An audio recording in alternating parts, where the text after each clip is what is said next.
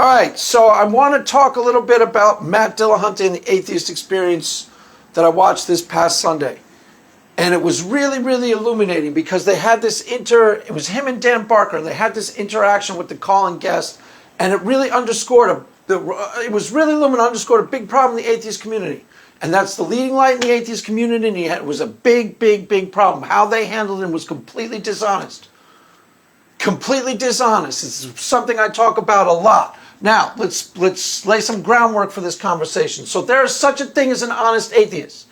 You take a person like, there's this guy, Pleasure of Doubt, who I was in a stream with the other day. Nathan Orman, you can listen to that conversation on Friday. Okay, that's an atheist and an agnostic. But they don't completely, like, when you start mentioning spiritual things, they don't automatically act like you're talking, Craig Reed said the snake is going to appear and he's the wizard. They don't automatically act like you're saying wildly outlandish things when you aren't. This guy said stuff to Matt Dillahunty and Dan Barker on a call-in show. Swear to God. He said, he even couched it, I'm an agnostic. I'm an agnostic. It wasn't a Christian. It wasn't a fundamentalist Christian. He didn't call up and say, the earth is, by the way, Matt Dillahunty, Dan Barker, the earth is 6,000 years old. Jesus rose from the dead. He loves you. Hallelujah.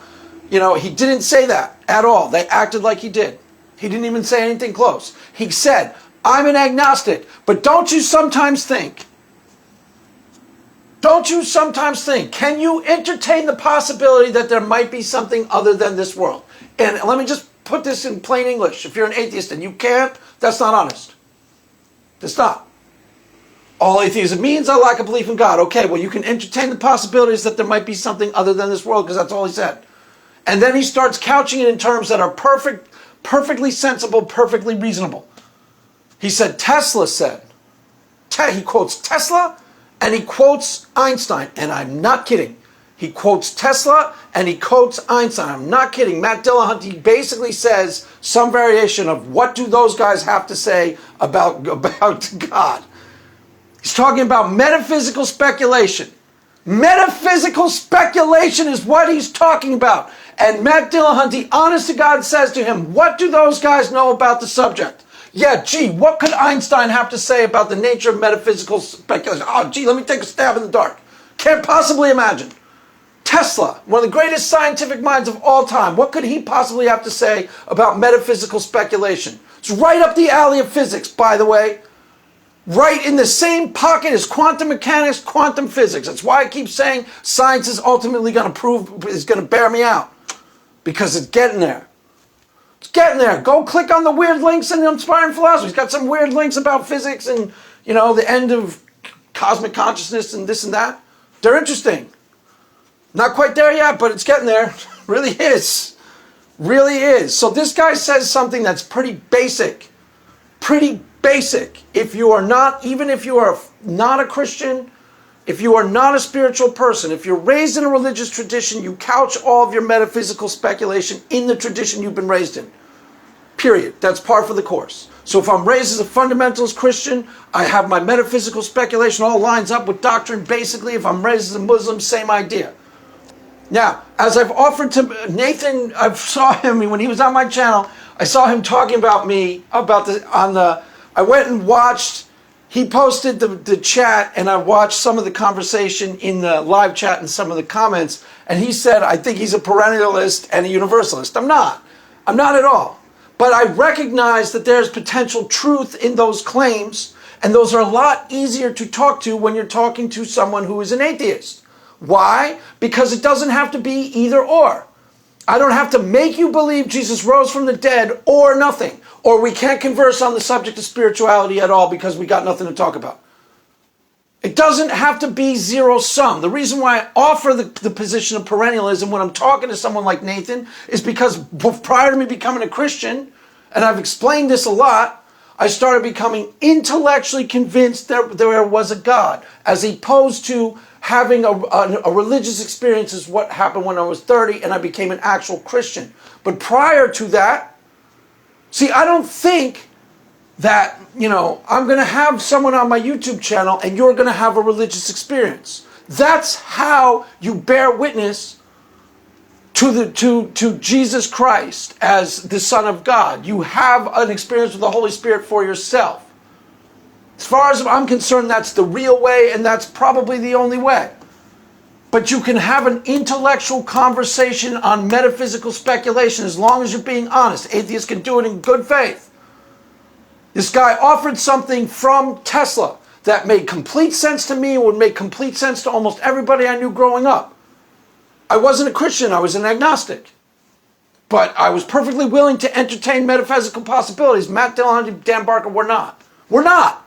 At all. That's not an honest position. It's not. At all. It's not even close. It's not. There's a middle option here. And even as a practicing atheist, you can entertain metaphysical possibilities. So he said something along the lines of, Tesla said something like, it's a variation on something that you hear in a lot of religious themes. Like, I am all of my ideas have been connected to like the great force or something weird like that. I might have even written it down. I did write it down. Let me see what he actually said. See, the point is, okay, we can have these conversations in ways that are honest and open-ended and speculative and philosophical in nature. And then we can all talk and we can all have something to say. He said, Tesla said there was a core in his mind.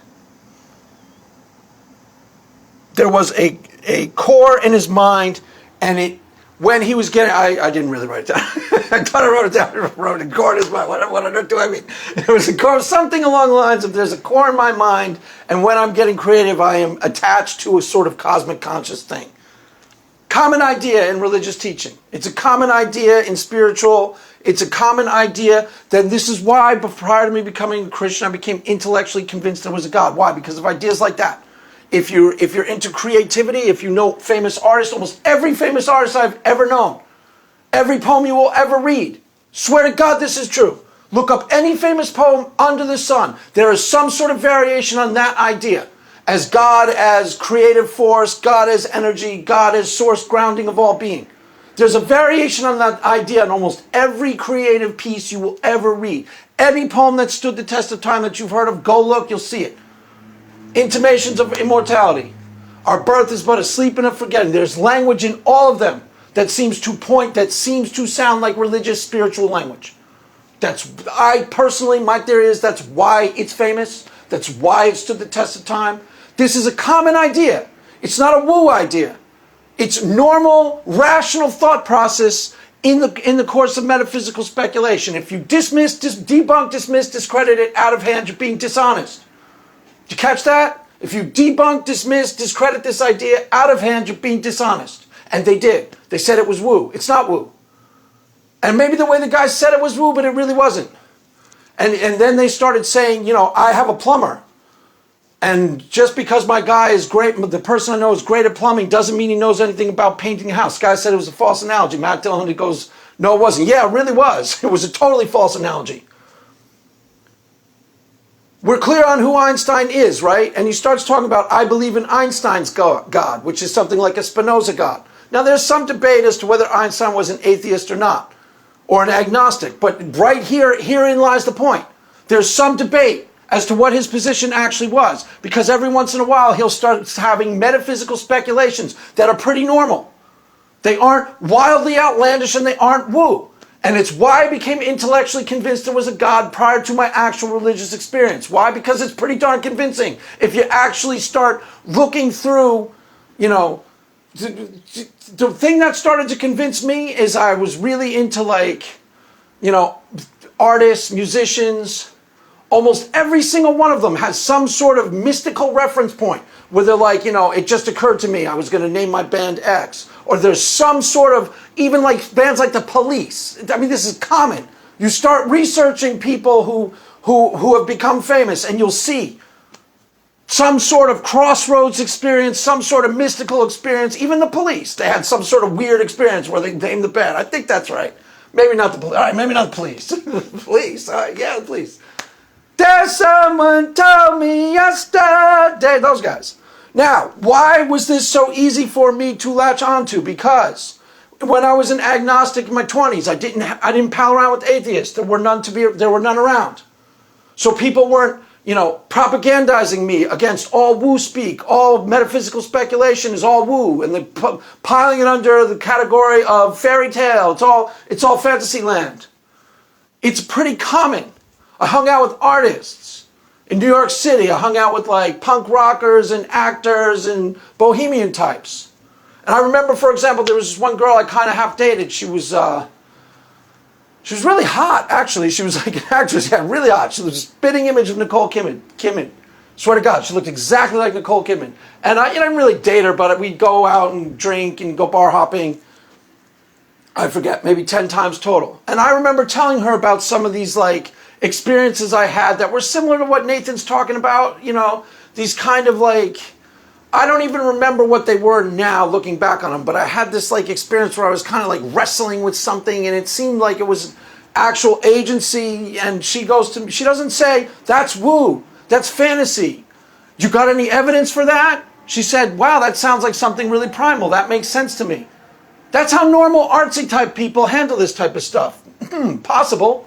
They file it under, yeah, that's possible. Let me think about it. Let me talk about it. They don't automatically debunk, dismiss, discredit. That's a dishonest way of handling these type of metaphysical speculations completely.